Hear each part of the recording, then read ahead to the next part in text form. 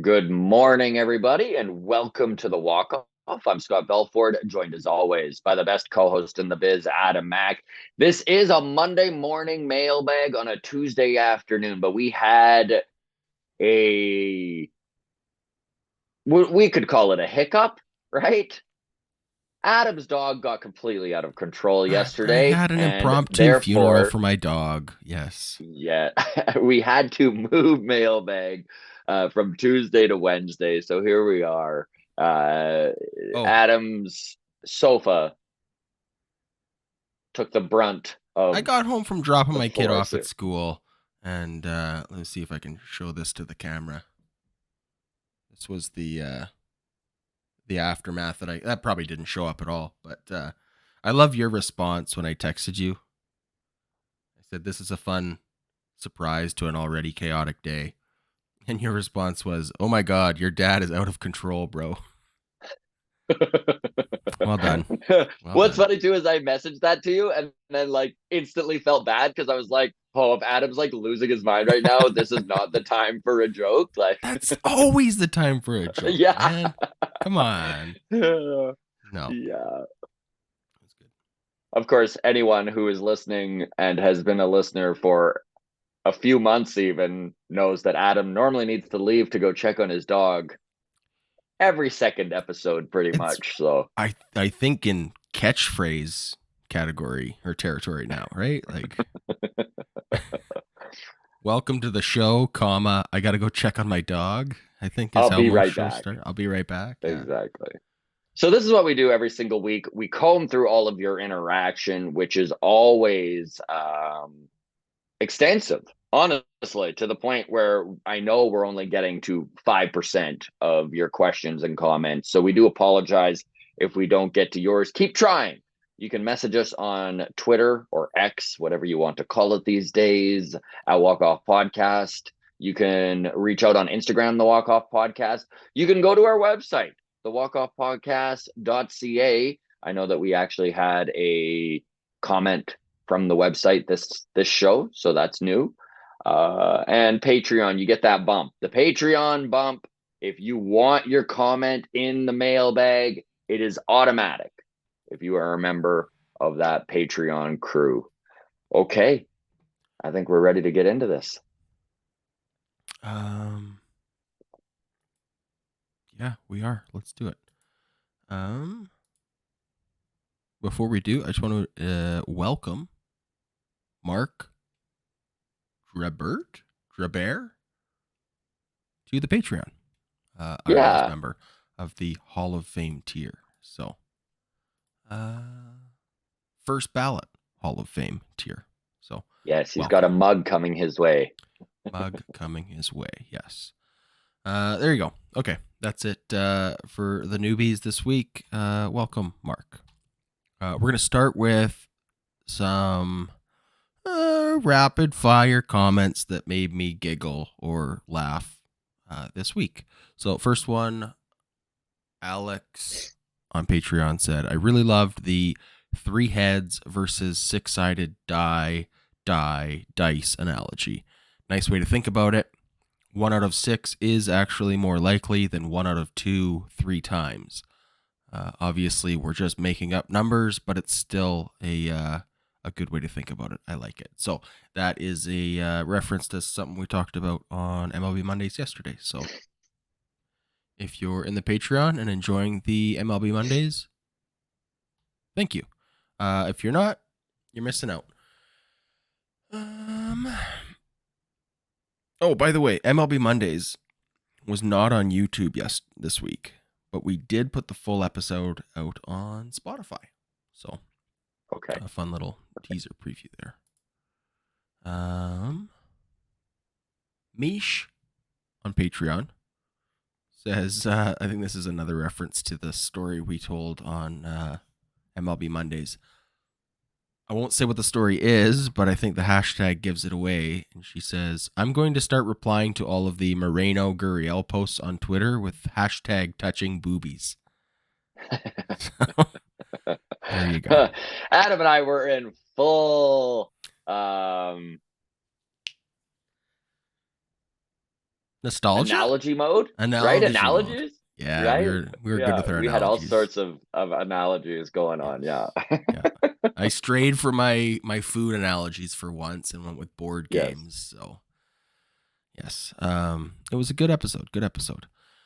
And then this one from last week's mailbag, I think. Rob Grossi commented Gary Gossman question mark Yes. with a winky face, and Mark Innes explained this is a long running gag on Kevin Gossman. I think you chimed in as well, and you said long time ago Adam accidentally called him Gary, and then it stuck. And Rob says, no worries, thanks for the explanation. When you called him the same thing a few minutes later, I was actually Googling it to see if that was a nickname of some sort. So, there you go. All right. This one is... Okay, so on MLB Mondays, we were talking about the Marte hit streak. Longest in postseason history. It's now, 20 games after last night? It's at 20 games now. Longer than Jeter, longer than, well, everyone. That's how records work. But Johnny says, while the Marte hit streak is impressive, there are several decades in which playing this many playoff games in a season was simply not possible. I will always tip the cap to the new record breakers, but also have to respect history and the players who didn't get to play as many playoff games.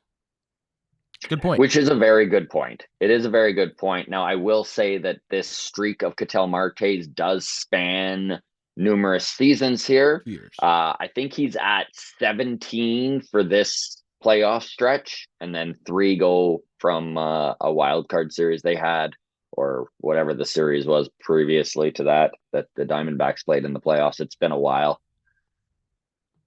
That said, incredibly impressive what Ketel Marte has done for this Arizona Diamondbacks team at the plate during this playoff run. What is more impressive to you?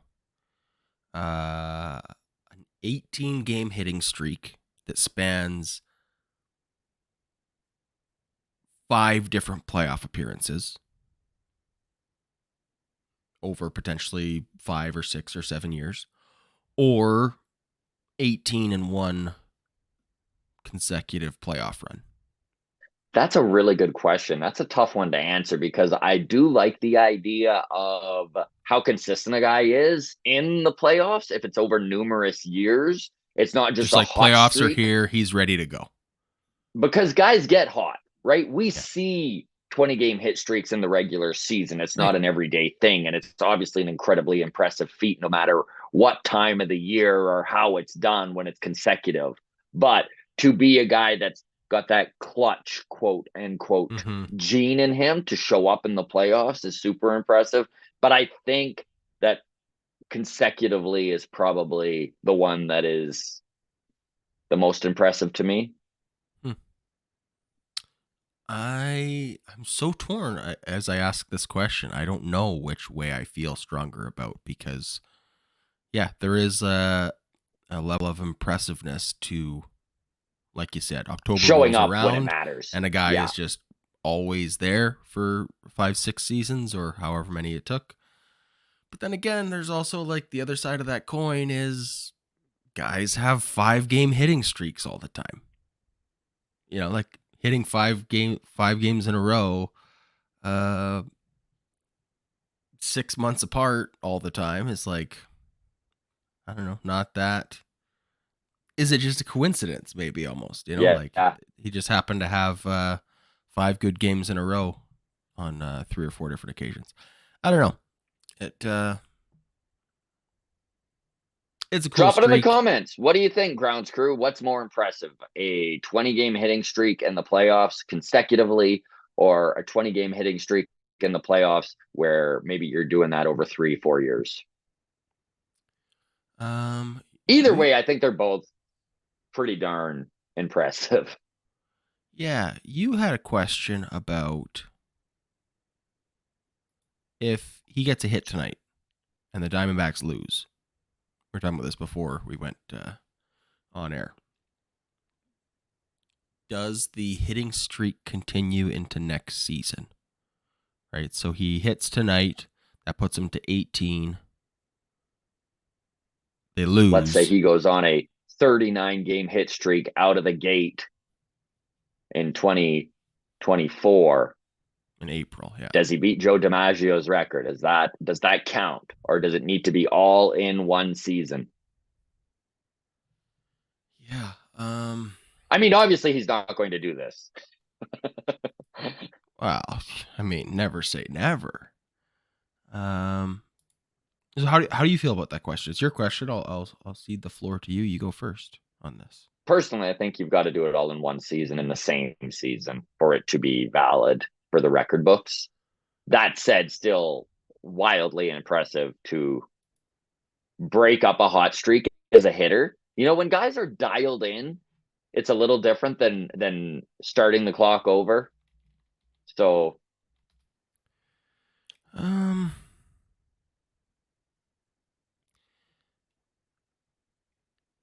okay. So I see where your argument is in the starting the clock over on a new season.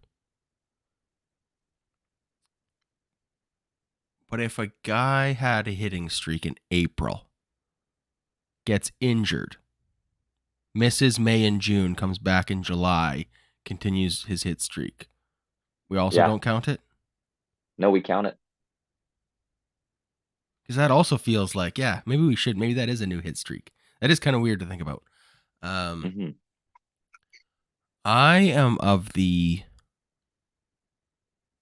I buy into the. I think it was a Brett Favre quote.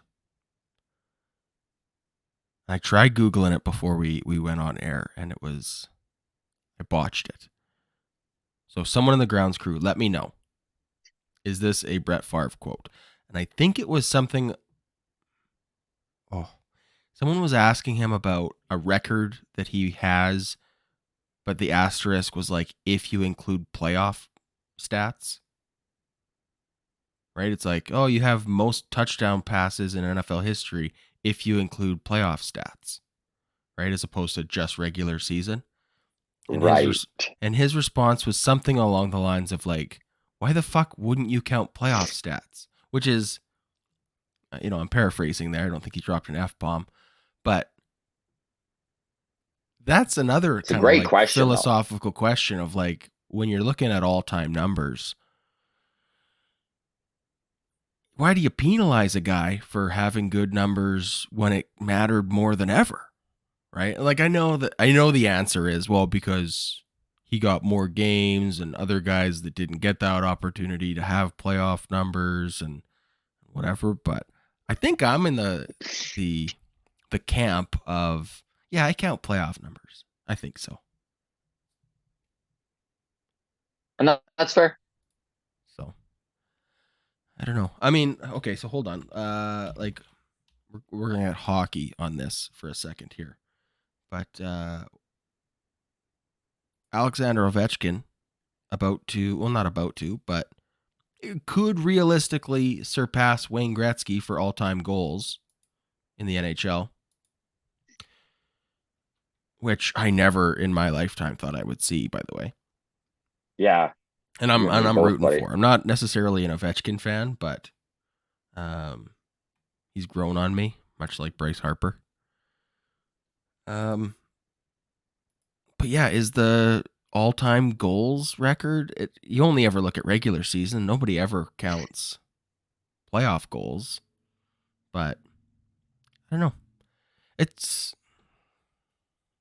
records are weird. There's so many lines in the sand that you can quarter off and go, well, but this was the before the color Yeah, barrier. This was before, blah blah blah. Right? Well, of equipment was different. course. Oh, we played more games. We played fewer games. Blah blah blah. So I don't know, but I think this hit streak one, I would say hypothetically, if he gets a hit, continues the streak into next season, I would count it. Although I'm sure most people wouldn't, but I would.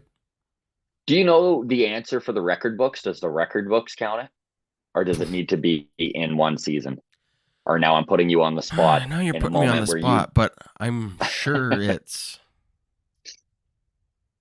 well. we can move on and let the grounds crew answer this one. Um. Oh, I can't think of his name now. Cal Ripken Jr. has the record for most consecutive games played. He does not have the record. Well, I guess he technically does, but whatever. Nobody says he has the record for most consecutive full seasons played. Mhm. Right? Like it is a continuous record. He has what, Yes. 18 million games in a row. It's not, Yes. oh, he has 15 full seasons without missing a game. Like nobody describes it that way. So, I don't know. I would say you get to carry over. Although, hold on. Now I'm really wrinkling my brain. If this didn't happen, but if the Orioles were to make the playoffs and he had to miss a playoff game, would that have snapped the streak? Nope. Okay. So for you, if someone hypothetically was to play, I don't know, what even is the record for Cal Ripken Jr. games? Yeah, I think it's 18,000. We might as well just look it up since we're 2,632 straight games. Unreal. Just it might as well be 2 million. Like It might as well be 2 million. No, for sure. just It might like as well. But yeah, if there was someone that got that many games, but in the middle of a playoff run, had an oblique strain, and had to miss 3 games in the World Series in the middle of that. well, I know It's that weird. according to the record books for just Iron Man streak, they're Yeah. counting regular season games. They don't count playoff games They that don't he count played in. playoff games. Yeah. Interesting. They should. Maybe they should. I think the How big many reason with playoff it, games does he it's have? like it's like when they're counting home runs and stuff, right? Like they're not counting your home runs. That it doesn't add to your yearly total in the playoffs. It's all a separate entity. Okay, well, here's my petition. Cal Ripken Jr. had a 336 batting average with 37 hits, 1 home run, 8 RBIs, and 14 runs scored in 28 postseason games. So my petition is that we update this 2,632 straight games to be 2,660 and include the Sure. 28 playoff games. It won't affect the record at all. Let's No, but do I it. think it's a little bit more untouchable. Yeah. So, all right.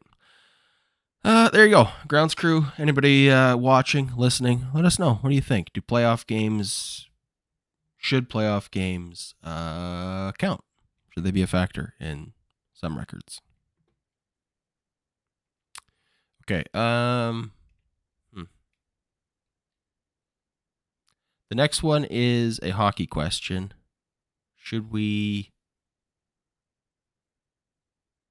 Let's save that. Okay, we'll save it for the end. We'll see how we're doing for time. Maybe we'll get to. It is related to the unfortunate hockey death of Adam Johnson over in Europe this week. We might save that for Patreon. Okay, moving on then. Jenna Sims on Twitter says, "Hey Scott and Adam, found the walk off this spring, and it has slowly but surely become my favorite Jays pod. Great work. I've never asked a mailbag question before, but would love to hear your thoughts on something that maybe negatively impacted the team in 2023 that doesn't get talked about much. I'd love to hear both of your thoughts on this." So to start with, Jenna, thanks for the kind words. Really appreciate that, and glad you're enjoying the podcast. This is such an interesting question because we're well aware of the negative aspects of the season that have been well talked about, right? Runners in scoring position, the lack of power, the Varsho trade, how this team gelled, and the chemistry, and John Schneider and the front office. All of this has been talked about to death. One thing that did kind of come to my mind, because I was the one she messaged me on Twitter. I'm kind of the one who runs the Twitter account, and I had to think about this a little bit. And maybe this stands out to me because I saw it in person. But do you remember, Adam, the virus that was going around that clubhouse from the end of April until like the middle of June? I remember watching George Springer in Was it, Pittsburgh, and he was so sick that he was literally between plays, instead of standing in the outfield, he was literally crouching with his hands on the ground and just like really you could tell something was affecting of him. George, and I looked back, George Springer missed time because of this virus. Kevin Biggio missed time because of this virus. Brandon Belt missed time because of this virus. Alejandro Kirk missed a few days because of it. And they kind of passed it back and forth for like 6 weeks. And it didn't get a lot of attention other than when a guy had to miss some games. They're like, yeah, that virus is still going around. I think that affected the team probably more than the media or the fan base let on, or even that the team is willing to let on. I could be completely out to lunch there, but I do remember watching guys just laboring through that May where they were just like half the team was sick half the time. I, that doesn't even ring the slightest bell to me. No, you don't even remember that. I don't even remember that a little bit. Weird. Yeah, I'm just trying to think now. I'm like, how did I miss that? I remember like the COVID season, and we would have Yeah, guys like sick and missing, but it was talked about so much. Um, that's a good one though. If that's the case, I mean, that would have probably cost us a couple wins. possibly. Um, sorry, my phone's ringing. How rude of me. Mute. Um, yeah, I don't really have anything other negative other than all the obvious stuff. Yeah. So I can't. I mean, there was the Manoa stuff. There was the, like you said, the Dalton Varsho trade and second guessing. Um, yeah, that's a really tough one to think of. How'd she put that? Something that maybe negatively impacted this team in 2023 that doesn't get talked about much. Hmm. I The feel like fan it. base's toxicity. Yeah, like maybe. I think anything that was negative. Well, this is the way negativity works, right? Is that anything that's uh, bugging anybody at all gets talked about Mhm. so much. Yeah. It's really a very slim sliver of that Venn diagram where it's like something negative, but we didn't fucking talk it to death. And this is an interesting question too, because in some aspects I'm like, let's leave 2023 alone. We've gone through enough. We don't need to do the complete Mm-hmm. postmortem of this team and Mm-hmm. do the full autopsy. But for those of you listening, like the grounds crew members out there, is there something that like kind of stood out in your mind that was like a negative thing that happened that didn't get a lot of airtime or a lot of Do you think that maybe like the highlights? whole? Do you think maybe the whole Barbenheimer of it was like a factor? Like, the Barbie versus Oppenheimer summer blockbuster. Like maybe the guys were just spending too much time at the movie theater. Just they kept going back and like watching both of those double features, and they were just gassed for the game. Too much. Yeah. Could be. I don't know. We didn't talk about it much, but Barbenheimer. That's my vote. No, I just think it's yeah, anything that gets brought up is either brought up to death or Yeah. Or like completely missed. or completely like under the radar. Like you hear, speculation of, oh, Vladdy's mom was sick and that's why he Yeah, that's was right. whatever. But it's like I'm uncomfortable even talking about that. I don't know any facts around that. It's just kind of speculation and rumors that I've heard. I don't like to dabble in that, but I feel like Well, drop a maybe comment, stuff like that, folks. you know. If there is something that's on your mind that maybe didn't get enough airtime, let us know. And Here's also, I'm not crazy, right, everybody? Like, some of you remember the yes. virus that was going around. Yes, it was COVID-22, I think it was called. Yeah. Um no. Okay, here's a real suggestion Okay. for this question. Um We saw Anthony Bass make his first public statements this offseason since uh I think it was just after the season ended, but it was like during the first round of the playoff. Like Blue Jays had just gotten eliminated, and then like a couple days later, Anthony Bass made some comments and was like, "I still want to play ball. I'm looking for a team to join," and blah blah blah. I can't think of the article right now, but I did read one article. I don't want to guess at what newspaper it was in, but it was that there was like I guess tension is the nicest way to put it in the clubhouse over how that was handled, and like a potential boycott of a game, like we're not playing today kind of a response was like bubbling under the surface that never ended up seeing the light of day, like publicly.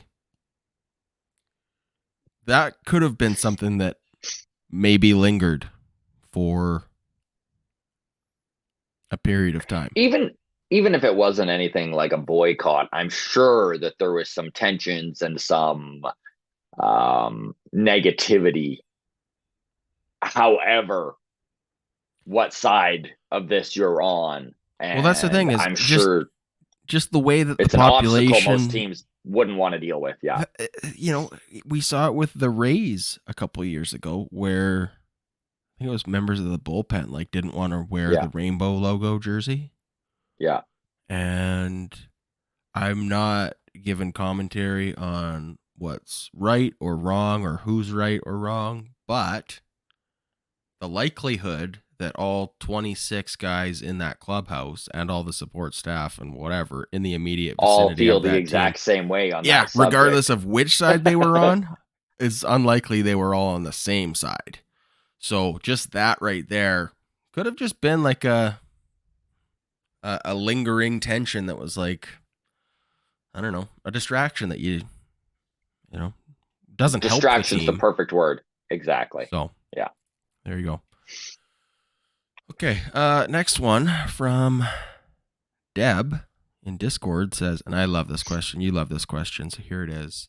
Question for all: if an ump has a large strike zone after the first couple of innings, what is the best strategic response? Do hitters expand their strike zone, right? Get defensive on those should it be a ball, but I know it's going to get called a strike. At least try and foul them off. Crowd the plate a bit. Maybe take a hit by a pitch in a low risk area, she describes. Which, by the way, last night's game, Alex, the center fielder for the Diamondbacks, Thomas, he fouled one off the ground, ricocheted off his cup area.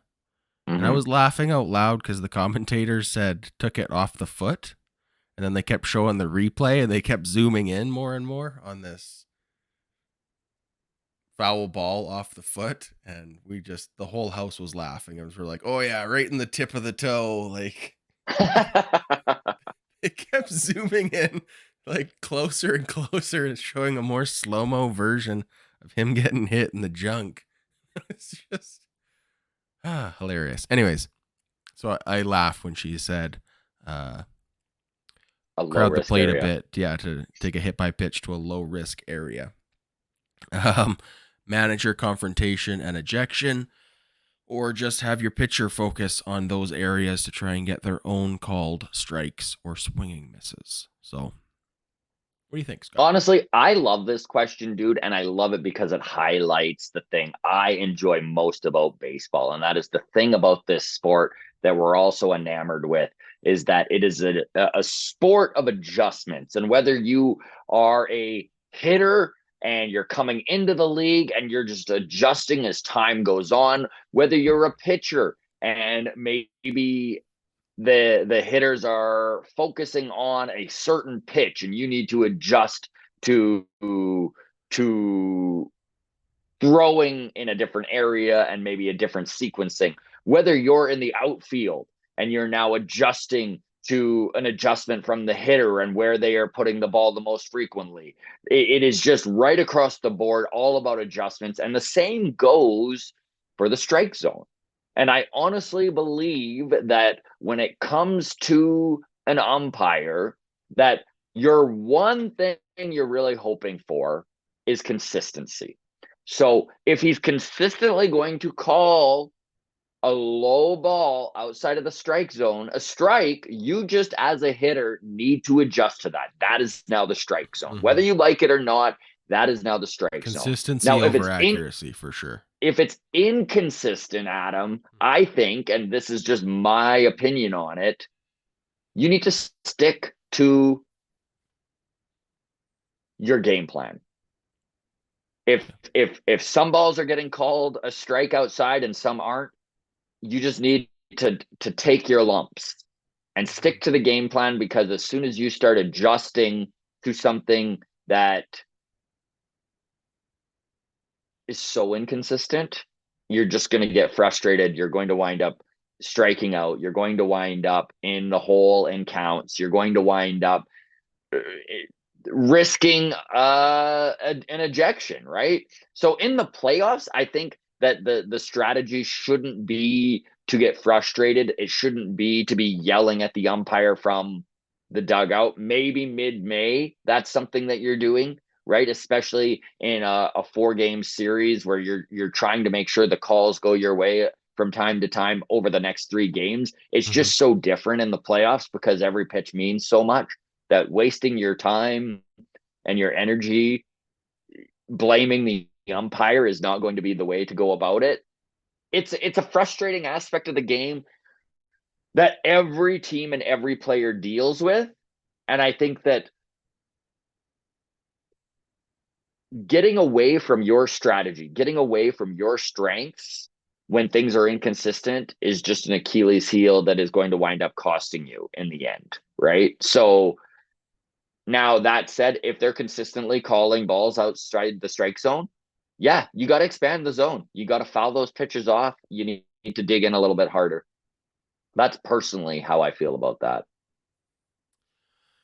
I am always for more manager ejections.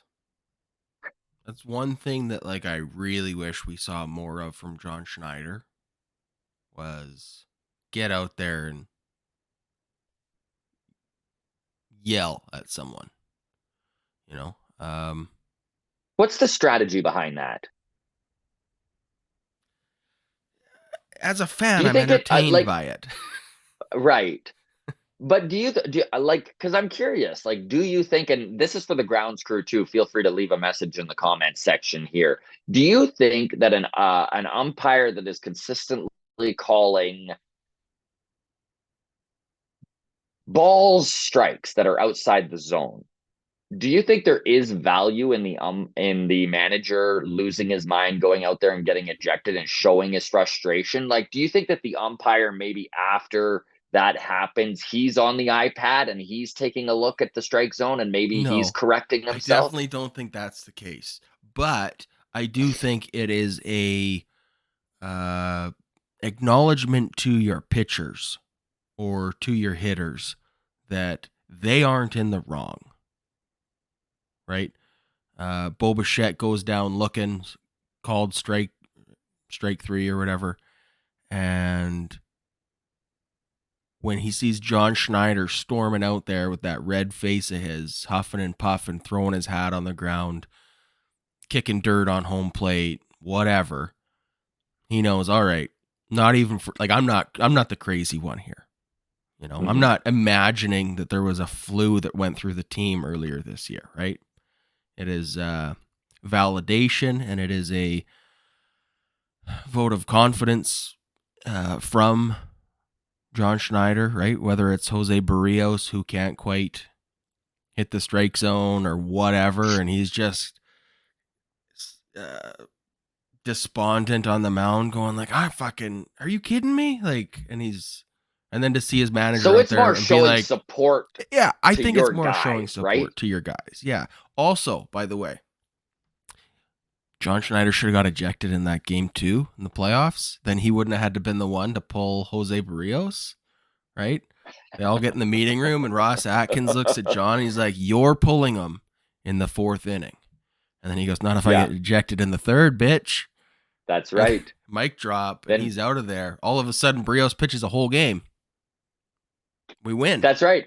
Or Ross Atkins is up there being like, I had no idea Dave Hudgens was going to pull Jose Barrios in the third. I really didn't see Russell Peters pulling him in the fourth. Which is a callback, by the way, to anybody who didn't Yes. see the last episode. In this Um, scenario, Canadian legend Russell Peters yeah, takes over for John Schneider yeah, when he gets when he gets ejected from the game. We bring him in exactly, from the crowd. Big Blue exactly, Jays fan, Russell exactly. Peters. He's right there with the guy from Rush, and it's a great time. Okay. Manager ejections, though. I think there's value in just in that. I don't think it makes a difference. I don't think showing up an umpire ever gets them to change their behavior. Which, by the way, this has been one of my biggest gripes. I comment on it all the time. It happens to Blue Jays players all the time.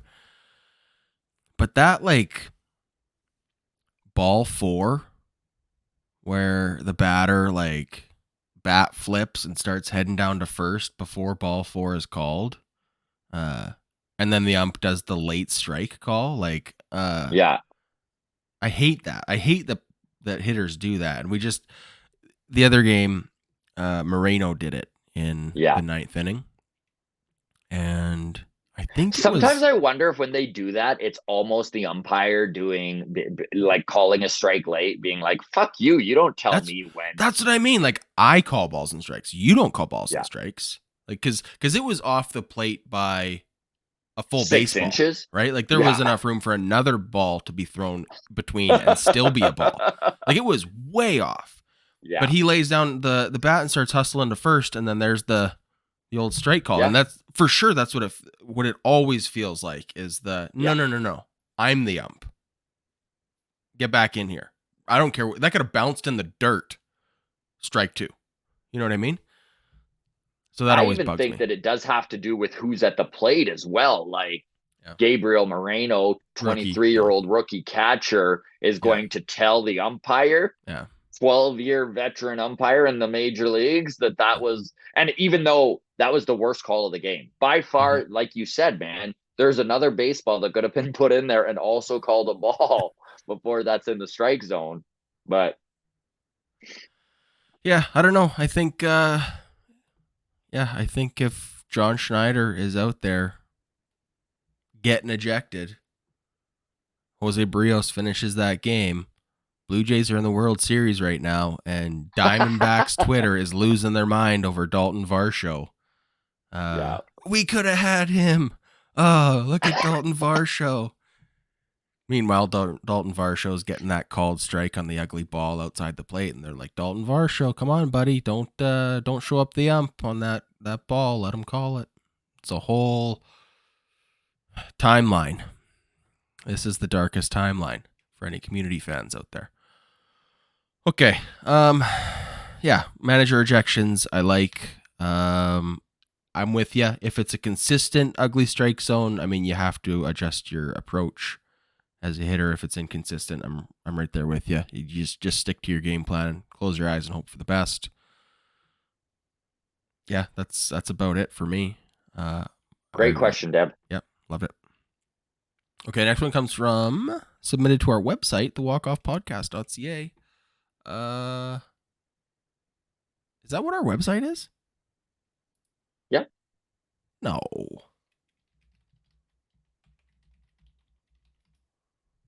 No, it is thewalkoff.ca, not podcast.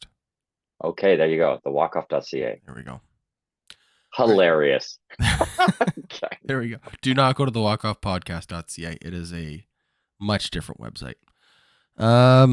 Nonetheless, James Dunlap submitted a question that way because that is another way you can submit to the mailbag. So James says, would you place any stock in thinking that the Blue Jays blow the hubs off the budget this offseason? Strictly from a business point of view, the Rogers Center renovation will wrap up this winter, completing the crown jewel of the fan experience. Which means you can't have a fan experience unless you have crown jewels to spend, right? That's right, buddy. Perhaps Translated beautifully. Thank you. Perhaps we'll see this offseason as the time to spend on players to add a quality team to a predicted quality stadium experience. So, do you think? So in the press conference that Mark Shapiro led after the Ross Atkins press conference, he basically stated that the budget isn't going to be increasing all that much or decreasing, but it's also not in stone yet. I think they are going to spend again this season, 2024. I think they absolutely need to. Are they going to blow the doors off the budget? I think there are two scenarios in which the budget does increase substantially, where they kind of go from, I think they're eighth in Major League Baseball right now in payroll. I think they could be a top five team, but there's some things that would need to happen. Number one, I have no doubt that they do have a Shohei Ohtani budget, a unicorn budget that is completely separate from all the other math and budgets that they have in hand here. Now, This I'm is not saying by crazy, any means, Scott. I'm You not just designed saying, our thumbnail for today, buddy. Blue yeah, Jays all in exactly. on Shohei. This changes everything. Things just got Dude, real. you can't convince me there aren't 15 Major League Baseball teams that are all in on Shohei Ohtani. It is such a rare moment to have a guy like this available on the free agent market. And the Blue Jays 100% are going to be in on him. Now, that doesn't mean a damn thing because Shohei Ohtani is the one who is going to choose where he goes. It is not going to be up to an organization. All these orgs can do is literally present the best deals that they're prepared to do, give their slideshow presentation of oh, look at all of the Japanese culture within Toronto. Look at all the Japanese people that are here in Toronto. It's one of the largest areas in the world that isn't Japan Right. for that, right? Look at what we can present that other cities can't do. And then they just need to cross their fingers and hope that there isn't one of the other 14 teams also presenting these very similar in budget, I'm sure. I like if you're going to make a push on Shohei Ohtani, you don't want to offend him, right? Like you don't want to be like, hey, here's 200 million. This is the best we can do. Like, why even put it in You then? want him to answer your second phone call with your first phone you call's offer. and that's the goal. You hope that when the Shohei Ohtani sweepstakes begin, that you're in that 15 teams making a presentation and you can wind up being one of the five in the end. And I think the Blue Jays actually have it within them to do that.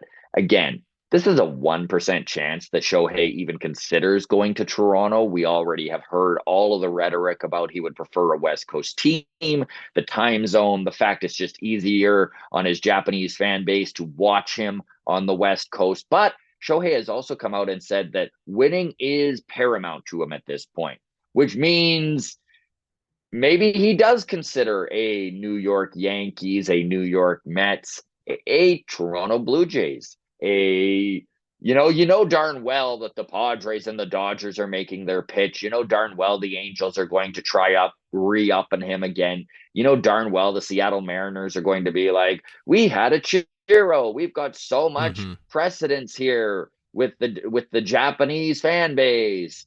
Like again, you would be doing your fan base a disservice and your organization a disservice if you're not going to make a true run at a unicorn like Shohei Ohtani. So I do think there is a separate budget for in case that 1% falls the Blue Jays way. Now, is there another scenario in which the Blue Jays budget does increase? I do wonder about Cody Bellinger. Okay. How does the Blue Jays front office evaluate where Bellinger is at and how he would fit into this lineup? If they decide Bellinger might be the thing that puts them over the top, I could see the Blue Jays having another $150 million contract. What maybe it's 7 years, 170, which would increase the budget. It's not going to blow it completely out of the water like James is suggesting, but it would be an increase from the 2023 budget. Most likely, 75% chance this budget is going to be the exact same it was last year. There's probably going to be some significant signings, but nothing that's going to make the rest of baseball go, holy shit, look at Toronto going all in. Thoughts, Adam? Like, where are you at on the budget? Can you see them as he says, how did he blow the hubs off the budget? Like, for me, I guess that to interpret that question means, do we spend like the Mets? Because we already spent like the Blue Jays. Like, we're a top 5-ish payroll in baseball, with the exception of the Mets being ludicrous. Like, we're Yeah. percentage points away from being like the top spenders like already. So I didn't see us spending the way we did coming. Yeah. So just to maintain, I'd be impressed. I'd be happy. We got a lot of money coming off the books, right? So we do have money to spend, right? Ryu gone or whatever, Yeah. brought back, but that's what, 20-ish million, Yeah. right? Belt gone, Kiermaier 10 gone, million. 10 million. Merrifield gone, Chapman gone. Like, we got 6 or Just a 7 replacements. reminder, Chapman was making 13 million. Yep. So yeah, there's money like to spend. $60-ish million to spend that doesn't even increase the budget. Yeah. Like, if we're talking about replacing Matt Chapman, okay, I saw this in the comments. I don't remember where, but it was like something along the lines of, if you go get Cody Bellinger, you should feel all right with starting Davis Schneider at third base, or at third base, Roland Biggio and Schneider at second, and Barger Martinez at third base, if you have Cody Bellinger as the guy you're bringing in for the outfield. And that's like, that doesn't even increase the budget if that's the way we end up going, to go get Cody Bellinger on a 7-year, $170 million deal. There's still, because of the money coming off the books, money to be spent. So, yeah, I mean, blow the hubs off the doors is only the unicorn, but like, that's the unicorn budget or whatever you call it for Shohei Ohtani. We would have to overspend more than anyone else because, what do they call it? The Toronto tax, the Canada tax, the whatever tax. You got to pay more to bring in George Springer than anyone else is going to spend already. So for me, that's why like Shohei Ohtani is just not coming to Toronto, because someone is going to offer him $600 million. So the Blue Jays would have to offer him $800 million to entice him. Be like, hey, after taxes, 800 million is the same in Canada as 600 million 500. is in Houston or Yeah, yeah. whatever, right? So it's like really, it's that's tough. You know who I'm really falling in love with, dude, that Mm. I think would be the perfect 1 year veteran contract that gives us a little bit more time to develop Aurelvis Martinez and Addison Barger? Mm. Evan Longoria. I love Evan Longoria. I love what he's doing with the The Diamondbacks Diamondbacks. currently. I love that he has the experience in the AL East. And I think that he really does provide a short term, cheap option at third base where if there's a guy pushing at the door, he's not going to take time away, right? Like Evan Mm-hmm. Longoria, he knows where he's at in his career, can settle back into a DH slash role player role, Mm-hmm. utility guy, move around a little bit, Mm-hmm. bench guy. I think that Evan Longoria, if I'm the That's a Blue great Jays answer. front office, he's a guy that really does help bridge that gap between where they are developmentally for third base and for 2024 and where they will be going forward. So, I like it. I like it. Okay, there you go. So for me, blow the Hubs off the budget is only a yes if that means Shohei Otani. If it's not Shohei Otani, I think we can still go have a very fruitful off season, and I wouldn't consider it blowing the Hubs off the budget only because the Hubs they already been blown in my yes. estimation. So, um, okay, last one then. We'll end on this, and then we'll get back to that hockey skate question. Right. But we'll save that for the Patreon after we end the video here. So last one then for the YouTube and the Spotify side of things is Ramon on Patreon says last night. It's an old question. This is from Game 3. Christian Walker. This is in the 3-1 loss, by the way. Christian Walker blew a stop sign in the second inning of a tie game 0-0 and then was thrown out at home. Then the Rangers scored 3 runs in the top of the third. Do you think that this game goes to the Diamondbacks if he doesn't blow the stop sign and then eventually scores? Momentum is funny like that. Obviously, this is all speculative, but momentum is funny like that. And I do think that that really was a pretty big blow to the Diamondbacks at the time, Mm-hmm. especially with the stop sign being put up and the fact that they would have had runners on first and third with one out. Yeah. But had he scored, you could say the exact same other thing, right? I don't know. That's a really tough one to answer. I do think that it did affect the Diamondbacks. We've watched Bo Bichette blow through a stop sign. We've watched Mm-hmm. Vladdy in regular season blow right through the Mm-hmm. stop sign and be out by a mile. It hurts. It's definitely negative when that happens. And that's a tough one for the team to take in the dugout for sure. When they showed the replay there and he had that kind of stutter step at second base when he wasn't sure to Yeah. take off or not in the first place. And it's just like, man, it's so tough to second guess a guy who's going for it, though. Yeah. I mean, Man, and Walker was so close. Like it's not like he was out by a no, mile. Like bang, we're bang, talking play. an inch. Yeah. Um, so I guess this doesn't really answer the question of do I think they go on to win or not. But it, for me, is the question of like, how upset are you as a Diamondback fan or as a teammate to see him blow the stop sign and get thrown out at home? And for me, I'm like, I kind of love it. I mean, it didn't work out, but it's the same thing of when Bo Bichette had that Yeah. attempt to score from third or rounding third on that weird infield grounder, and Correa made the nice play. And I Runs just, are at a minimum. Yeah.